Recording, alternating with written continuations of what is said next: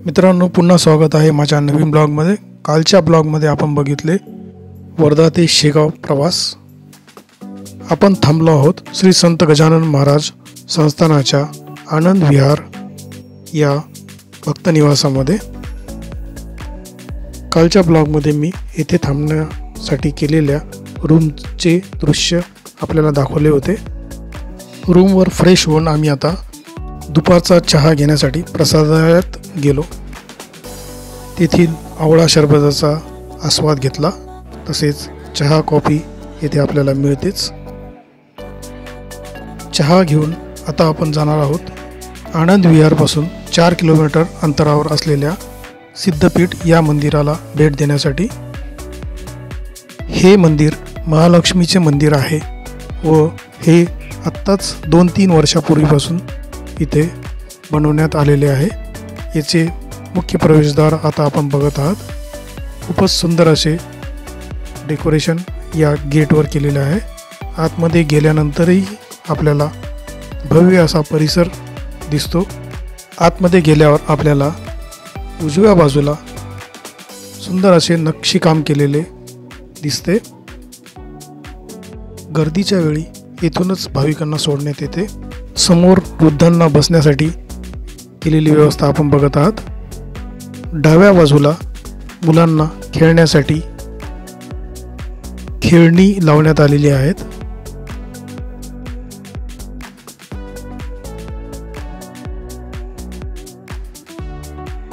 मंदिराच्या आतमध्ये प्रवेश केल्यावर आपल्याला खूपच प्रसन्न वाटते। इथे डाव्या बाजूलाच देणगी काउंटर बनवण्यात आलेले आहे। समोर आपण बघत आहात ते मंदिराचे मुख्य प्रवेशद्वार। इथे स्वागतासाठी 2 हत्ती ठेवण्यात आलेले आहेत।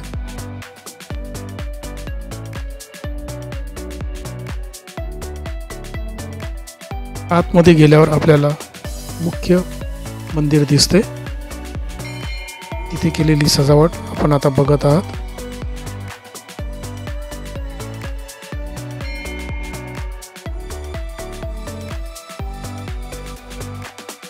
मंदिरात ठेवण्यात आलेली महालक्ष्मीची मूर्ती खूपच सुंदर आहे।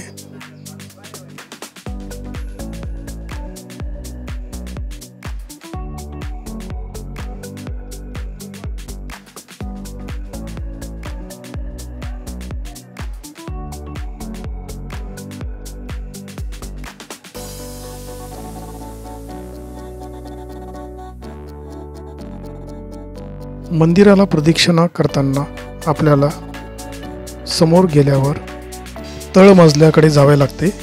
तेथे 12 ज्योतिर्लिंगांचे दर्शन ठेवण्यात आलेले आहे। ते आता आपण बघणार आहोत।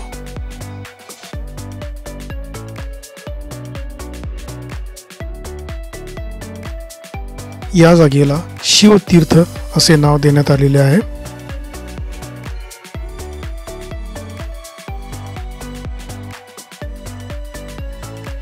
आतमध्ये गेल्यावर आपल्याला 12 ज्योतिर्लिंगांचे दर्शन होते।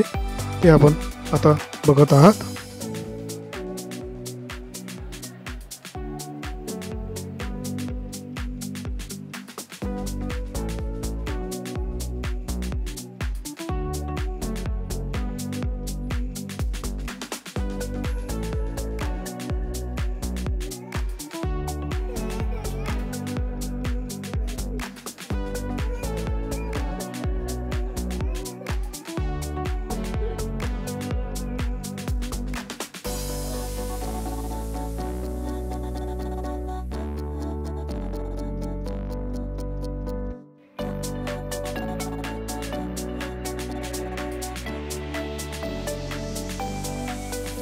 येथून बाहेर आल्यावर गार्डन बनवण्यात आलेले आहे।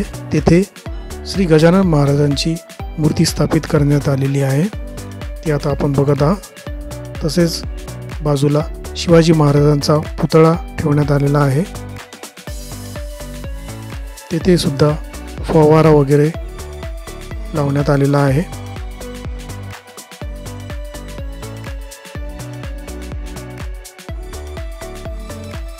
मंदिराच्या मागील बाजूने दिसणारा मंदिराचा कलश आपण बघत आहात.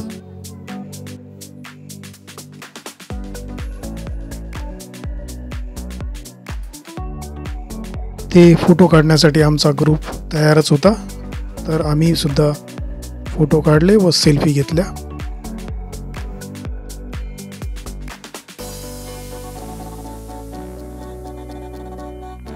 मंदिराचे दृश्य कॅमेऱ्यात कैद करताना वेदिका, मंदिराच्या आतील भागातून दिसणारे प्रवेशद्वार तसेच बाजूला केलेली नकाशी खूपच छान आहे.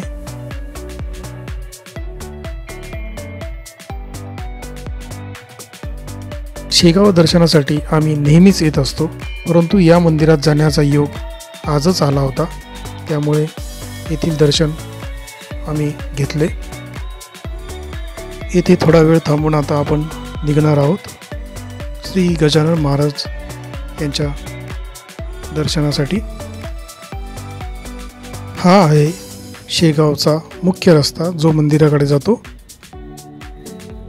रेल्वे स्टेशनपासून मंदिर हे 2 किलोमीटर अंतराचे आहे. येथे संस्थानामार्फत विनामूल्य बसची सेवा उपलब्ध करून देण्यात आलेली आहे. आमच्याकडे वाहन असल्यामुळे आम्ही वाहनतळाकडे गाडी लावण्यासाठी गेलो. हे वाहनतळ मागील वर्षीपासून सुरू झालेले आहे. येथे जवळपास 600 गाड्या लावण्याची व्यवस्था आहे. भव्य दिव्य असे वाहनतळ येथे तयार करण्यात आलेले आहे. हे वाहनतळ विनामूल्य आहे.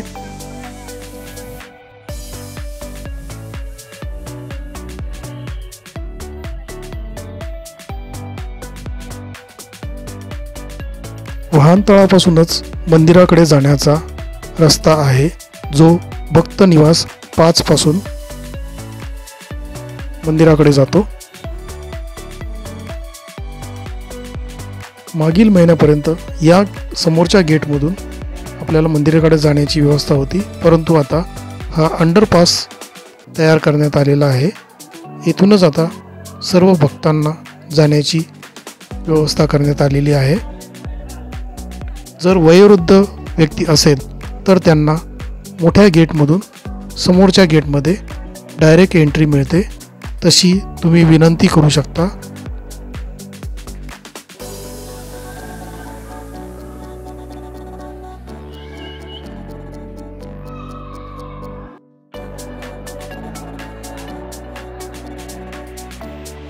आमचे वरिष्ठ नागरिक खूपच जोमात असल्यामुळे ते आमच्यासोबत या अंडरपासमधून पुढे आले. आता आपण बघत आहात ते आहे शेगावमधील श्री संत गजानन महाराज संस्थानाचे भक्त निवास. येथे 6 भक्त निवास आहेत.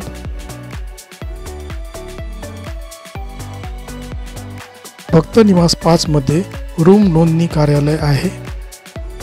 डाव्या बाजूला भक्तांना बसण्याची व्यवस्था करण्यात आलेली आहे.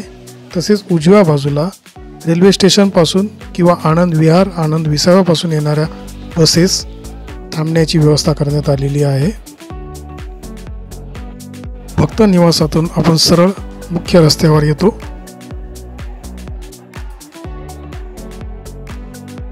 समोर आल्यावर आपल्याला अशा प्रकारे रोषणाई दिसते. रस्त्याच्या दोन्ही बाजूनी आपल्याला छोटे छोटे स्टॉल दिसतात. येथील स्टॉलवरून अथर्वने पायनॅपल घेतले.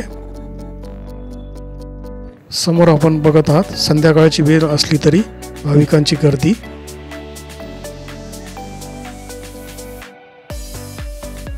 मंदिराच्या प्रवेशद्वाराकडे जाताना आपल्याला अशा प्रकारचे छोटे मोठे दुकाने दिसतात.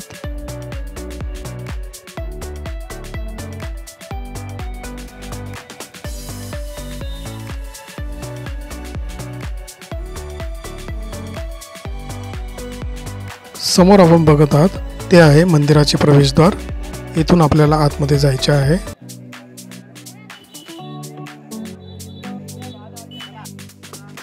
येथे मेटल डिटेक्टर मशीन ठेवण्यात आलेली आहे. तसेच पर्स वगैरे चेकिंग सुद्धा येथे होते।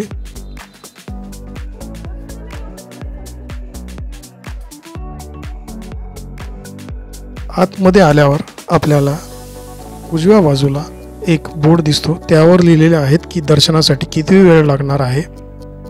त्यानुसार आपण मुख्य दर्शन किंवा मुखदर्शन घेऊ शकता। हे आहे मंदिराचे प्रवेशद्वार। मंदिरात प्रवेश करण्यापूर्वी येथे पादत्राणे ठेवण्यासाठी व्यवस्था करण्यात आलेली आहे। तसेच पाय धुण्याची व पिण्याच्या पाण्याची व्यवस्था सुद्धा येथे करण्यात आलेली आहे, ती आपण आता बघत आहात। आता आपण चाललो आहोत दर्शनासाठी। तर इथे फक्त 20 मिनिटाचा वेळ लागणार आहे आपल्याला दर्शनाला। आम्ही नैवेद्य आणले असल्यामुळे नैवेद्यासाठी वेगळी रूम करण्यात आलेली आहे, तिथे आम्ही गेलो व आमचा नैवेद्य दाखवला। दर्शन रांगेतून दिसणारे मंदिराचे भव्य दृश्य आपण आता बघत आहात।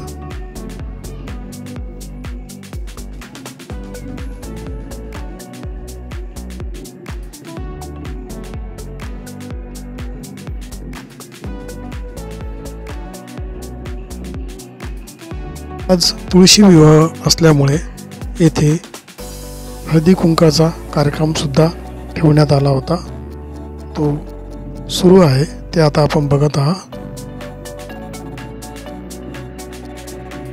मंदिराच्या आतमध्ये फोटो काढण्यास मनाई असल्यामुळे येथे मी समाधीचा फोटो देत आहे। या मंदिरात समाधीचे दर्शन, राम लक्ष्मण सीता मंदिर, तसेच श्री संत गजानन महाराज यांच्या गादीचे दर्शन घेऊन आम्ही आता मंदिराच्या बाहेर उभो आहोत। आता आपण जाणार आहोत तुलसी विवाहाच्या स्थळाकडे। येथे सुंदर अशी सजावट करण्यात आलेली होती, ती आपण आता बघत आहात।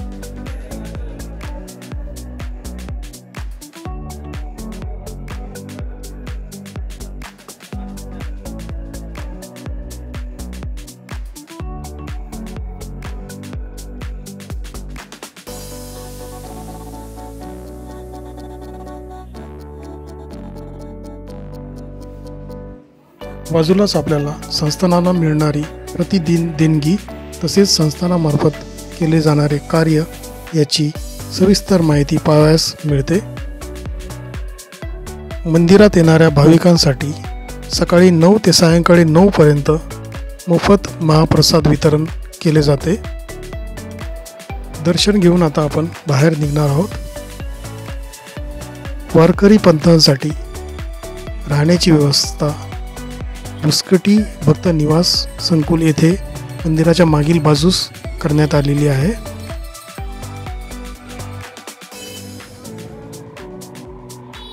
येथे थोडीफार खरेदी करून आम्ही आता पुन्हा आनंद विहारकडे निघणार आहोत।